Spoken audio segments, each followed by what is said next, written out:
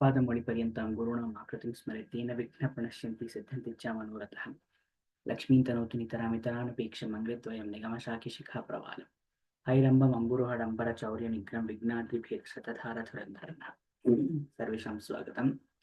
This is the Saṃskāra session for the 37th shloka, and we continue with the Vyakhyana for Sat Chit Ananda. So we talked about Sat and we talked about Chit. Chit, little more expansion, but is required. But it is a little difficult to explain it in a restricted sense. That means needs to be a different approach given to it. But as far as we can understand in this language, Chit is the consciousness. It is the awareness.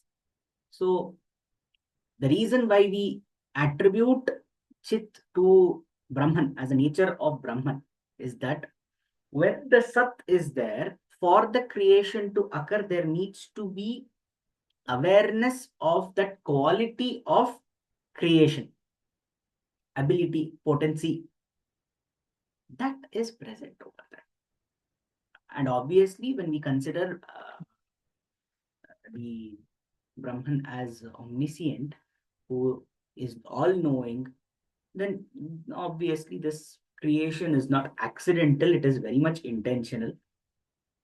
And therefore, that whole, the simulation theory, that seems to be true, where automatically there is a program that has been typed, that has given rise to this samsara, and etc., etc., etc., and we are all a part of it. That makes more sense. So this Chit is a reference to the awareness. Next, when we go to the next part, it is Ananda.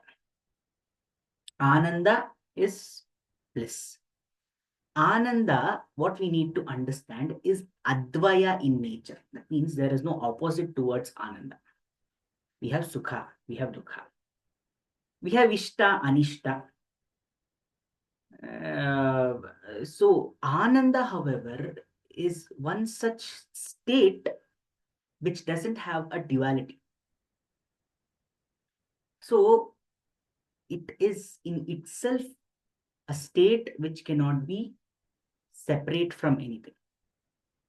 So it is blissful. So bliss, obviously, we can take different meanings out of it. In modern connotations, it can be interpreted in different way, but it is not what we experience. It is not human-like.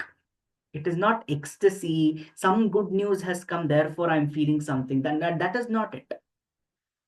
The notion of Ananda is beyond the bodily existence over here. And that is the reason the Ananda is beyond the existence in one plane. It is like when in a swapnavastha, when there is an expression of some warmth, we are floating in air, there is some warmth that is given over there that keeps us comfortable in that particular plane, regardless of how much our existence is, regardless of how much our expression is there in that plane. And that happens, that is Ananda, and that is felt in different planes. That means even the body experiences it. So what we experience is more manifested, but we are going towards a more unmanifested form, where the state itself is that of Ananda. It's very difficult to explain it, that's all. So this bliss or joy, why we say this is because when we say Sat Chit Ananda, we are relating three such domains. One is that the quality of being potent of something, that having the sattva, then having the awareness of that consciousness. Obviously, knowing that gives us a reason to thrive. That push towards, that intention, that motivation towards that thriving nature is what we can say as Ananda. Like for example, when we talk about the Purusha and Prakriti, what is the motivation for the merger of Purusha and Prakriti? There has to be some reason for it. So there is a ichha for expression by the Prakriti for Kriyashilate to show the potency. That is what allows combination with energy, Chaitanya. And that gives rise to the merger. So in that way, when we are talking about the primordial matter, the three qualities that has been experienced or has been described in the ancient scriptures are Sat, Chit, and Ananda. And it is not limited.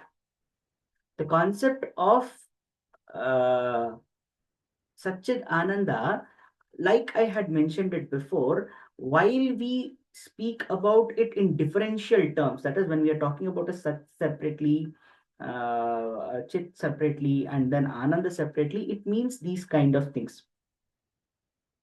But when we combine it together, there is an expansion of a certain state, more about that particular state. So that Satchit Ananda is it is the ultimate reality. It is the most pure being.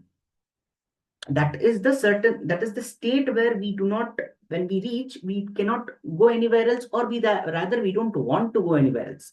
That is the ultimate goal. So that has been described in four different Mahavakyas also in the same way.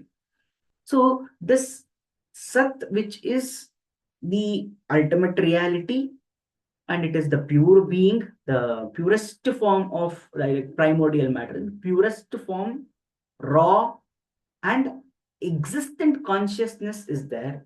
And when we say Chit, there is awareness of this, there is intelligence, because when I'm aware of it, and obviously there is Mahatva, the combination of it, and then there is it witnesses its consciousness. That means I am aware that I am aware of it.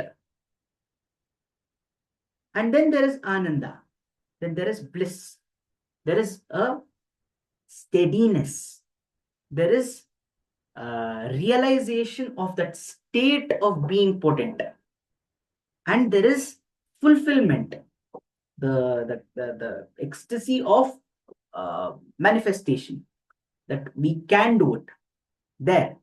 And then there is, it is, and these are not, that the feeling of Ananda is not external, it is not induced by anything. When do I feel happy? I feel happy when there is some good news, when I eat something nice, when I feel the warmth, etc. But the state of Ananda is not influenced by anything. It is not external at all. It is an internal feeling. So the Brahman experiences it internally, as in the nature itself is like that. Like there are some people who has a very smiley face, hasmukh they say.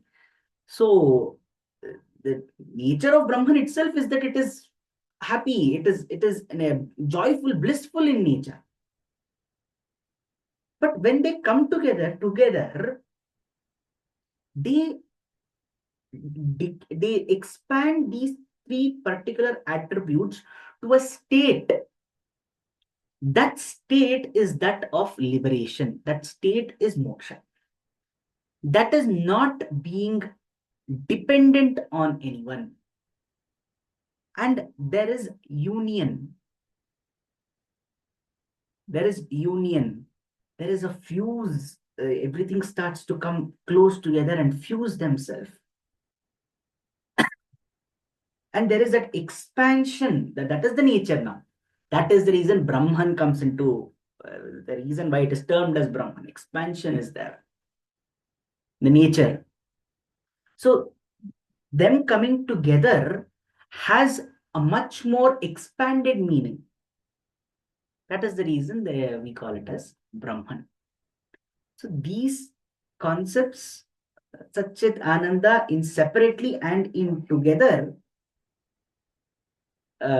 is extremely uh, complicated to explain, but that is the reason to explain the quality, the characteristics of the Brahman. There is something called as the Brahma Sutras. So this is just a very in layman terms it has been given. This is the nature of Brahman, Sat Chit Ananda, and attaining that is realization of Brahman. Astu.